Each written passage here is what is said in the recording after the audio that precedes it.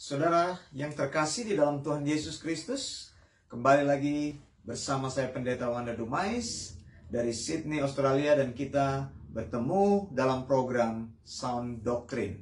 Saudara yang dikasihi Tuhan, saya ingin melanjutkan pembahasan mengenai Matius 5 ayat 31 dan 32. Tapi sebelumnya saya ingin mengucapkan kembali salam Maranatha, Tuhan Yesus segera datang. Saudara yang dikasihi Tuhan, saya bacakan ayat yang menjadi kontroversi pembahasan mengenai pernikahan ulang atau ada perceraian dan pernikahan ulang. Nah, saya bacakan ayatnya yang seringkali menjadi kebingungan di antara umat Tuhan. Matius 5 ayat 31 berkata, telah difirmankan juga siapa yang menceraikan istrinya harus memberi surat cerai kepadanya. Nah, di dalam firman Tuhan ini ada kata telah difirmankan juga. Seolah-olah kita memahami bahwa ada firman Tuhan yang berbicara mengenai perceraian. Karena dikatakan telah difirmankan. Kalau Allah memberikan firman mengenai perceraian, maka sebenarnya perceraian itu menjadi lebih gampang. Karena Yesus sendiri katakan telah difirmankan juga. Siapa yang menceraikan istri harus memberi surat cerai kepadanya.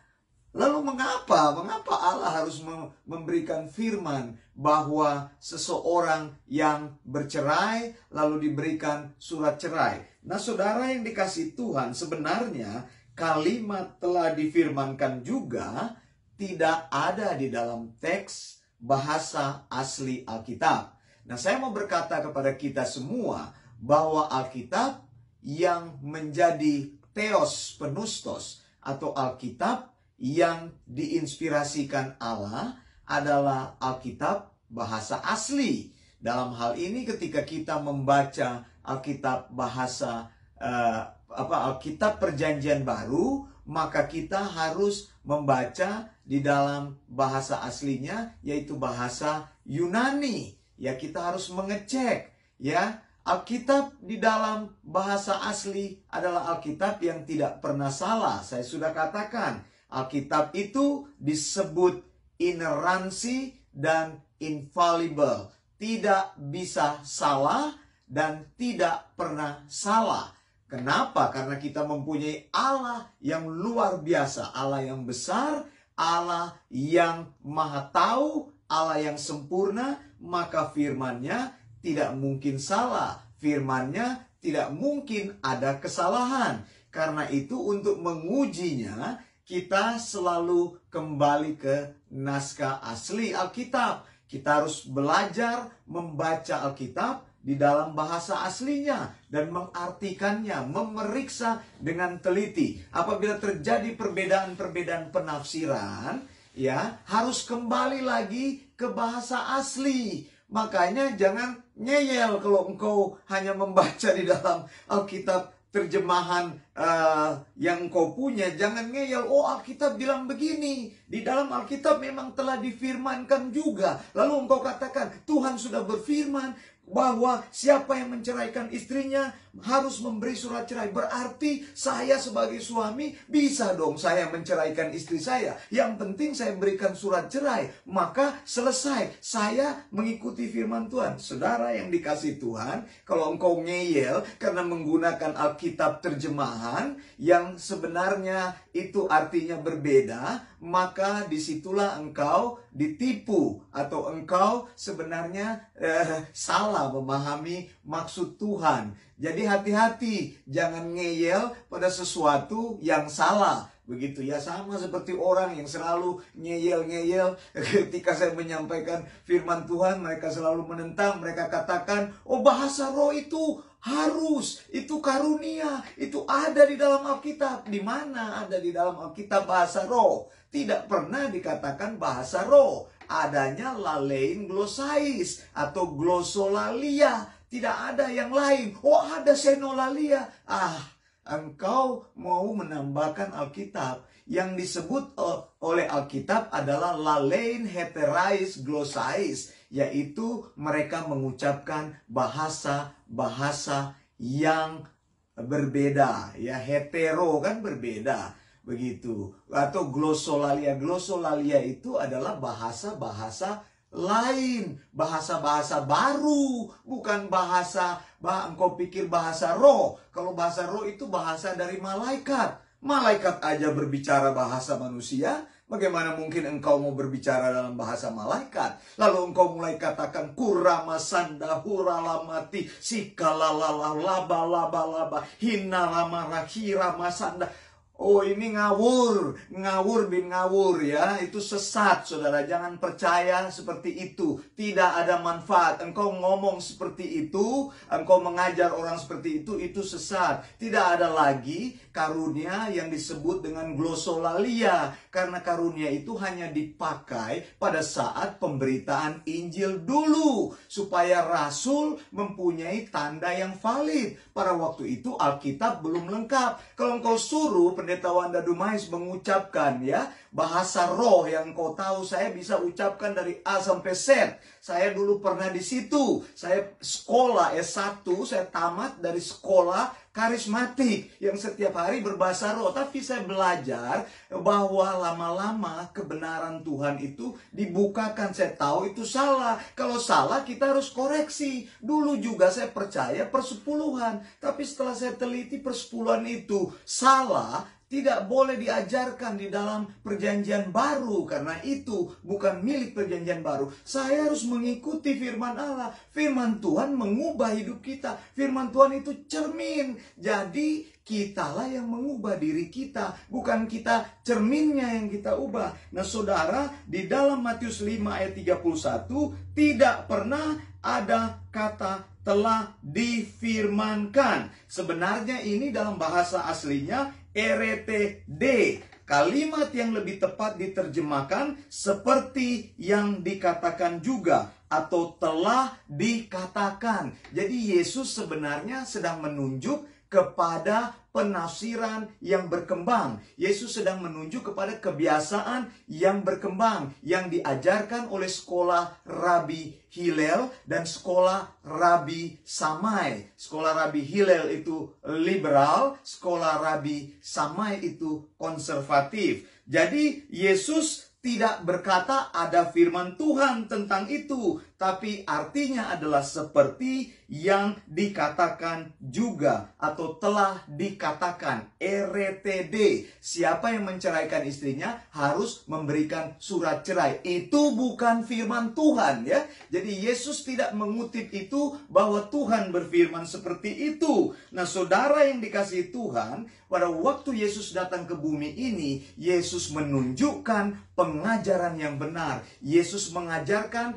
tafsiran-tafsiran yang lebih baru daripada orang yang sudah daripada tafsiran yang dipercaya orang, yaitu dari Hillel dan dari Samai. Yesus datang untuk menyatakan sound doctrine, mengatakan kepada pendengarnya, selama ini kamu telah mendengar pengajaran seperti ini. Sekarang aku ada di sini, aku akan tunjukkan kepadamu arti sebenarnya dari hukum Taurat. Jadi dalam Matius 5 ayat 31, Yesus sedang mengkonfirmasi kepada pendengarnya, kita tidak mempunyai Allah yang permisif. Jadi bukan Allah yang berfirman kepada umatnya untuk memberi surat cerai. Yesus memberikan satu standar moral yang tinggi, bukan menurunkan. Kalau Allah menyuruh untuk bercerai, maka pasti ada pernikahan ulang. Jadi ini adalah koreksi Yesus terhadap pengajaran-pengajaran yang berkembang. Karena itu setiap pengajaran harus dikoreksi dengan firman Tuhan. Jadi kalau ada firman Tuhan tentang bercerai, maka semua kesaksian Alkitab itu akan bertolak belakang. Matius 5 ayat 32, Yesus bilang, tetapi aku berkata kepadamu, setiap orang yang menceraikan istrinya, kecuali karena zina, ia menjadikan istrinya berzina. Dan siapa yang kawin dengan perempuan yang diceraikan, ia berbuat zina. Nah saudara, sebenarnya perkataan Yesus ini mengandung kesulitan apabila ditafsirkan karena ada kecuali karena zina. Misalnya Matius 5 ayat 32.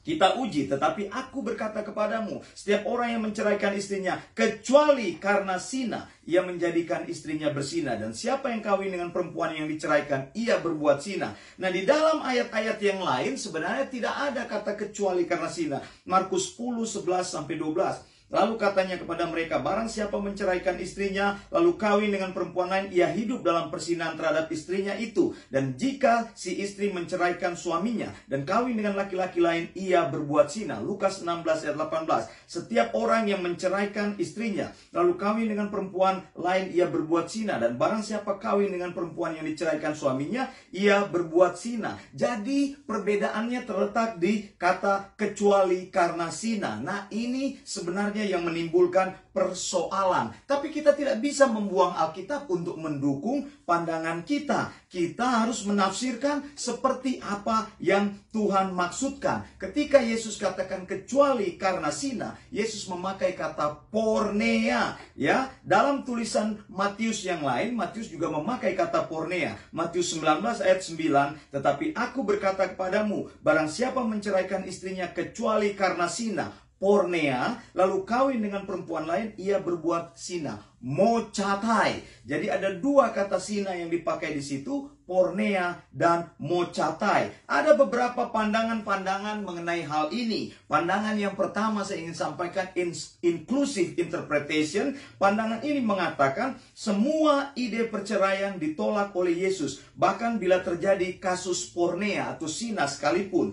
Lalu ada pandangan yang kedua, preteritive view atau no comment view. Dikatakan pandangan ini mengatakan bahwa Yesus tidak mau masuk dalam perdebatan antara doktrin Hillel dan Shammai mengenai perceraian. Menurut pandangan ini, Yesus menolak memberikan pendapatnya tentang Ulangan 24, 1-4. Lalu ada pandangan ketiga, separation view. Pandangan ini mendukung pemisahan, tapi bukan perceraian. Lalu yang keempat, ada offense clarification view. Kalimat tersebut kecuali karena zina adalah sebuah klarifikasi bahwa dosa perzinahan sudah terjadi. Nah, pandangan yang terakhir ini terbagi dua. John Kilgallen mengatakan bahwa perceraian yang terjadi karena porneia bukanlah perzinahan, sebab perzinahan sudah terjadi di dalam porneia. Maksudnya begini, karena perzinahan sudah terjadi, maka apabila seorang wanita menikah lagi, dia tidak disebut melakukan dosa perzinahan apabila menikah kembali, karena perzinahan yang semula sudah menjadikan dia pesina. Dia bukan berdosa zina karena menikah ulang. Jadi yang menjadikan wanita itu pesina bukanlah pernikahan ulang yang wanita itu lakukan, melainkan perbuatan zina yang terjadi pada pernikahan pertama. Lalu ada Head dan Wenham juga memberikan pendapat, kalimat kecuali karena zina artinya menceraikan wanita yang berzina tidak akan membuat wanita itu menjadi pesina, karena memang wanita itu sudah berzina lebih dahulu. Jadi dua pandangan ini mau mengatakan bahwa perceraian karena porneia atau zina tidak digolongkan perbuatan zina, tetapi merupakan sebuah benteng pertahanan untuk menjaga moral, kecuali suami tersebut tertekan karena budayanya sehingga suami tersebut harus menceraikan istrinya yang berzina. Lalu yang kelima ada permissive divorce. Pandangan ini mau mengatakan bahwa Yesus memberikan lampu hijau terhadap aturan baku tidak boleh bercerai. Pandangan ini banyak disukai para penafsir karena dengan pandangan ini perdebatan bisa dihindari. Menurut pandangan ini perceraian bisa terjadi kecuali karena zina. Nah, zina yang bagaimana? Kita perlu menyelidiki penggunaan kata porneia atau zina. Mengapa Yesus tidak menggunakan kata percabulan, mochatai, yang lebih pasti, tetapi menggunakan kata perzinahan, porneia? Saya akan melanjutkan. Stay tune terus di program Sound Doctrine. Saya Pendeta Wanda Dumais menyampaikan dari Sydney, Australia. Maranatha, Tuhan Yesus segera datang. Blessings.